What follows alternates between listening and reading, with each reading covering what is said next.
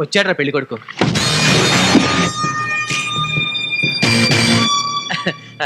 రండి రండి, మీకోసం ఎదురు చూస్తున్నాం. అంత ఖాళీగా ఉన్నారా? ఏదో జోక్ కట్ చేసా ఓపెన్ గా. అన్ని ఏర్పాట్లు రెడీగా. అవు ఏంటి పెళ్లి చూపులు లోపల అరేంజ్ చేశారా? అవునండి. బయట చేస్తే బెటర్ కదా ఓపెన్ గా. నేనన్నీ ఓపెన్ గా ఉంటాను. చూస్తుంటేనే తెలుస్తుంది పైన అంతా ఓపెన్. రండి రండి. ఇతనెవరు?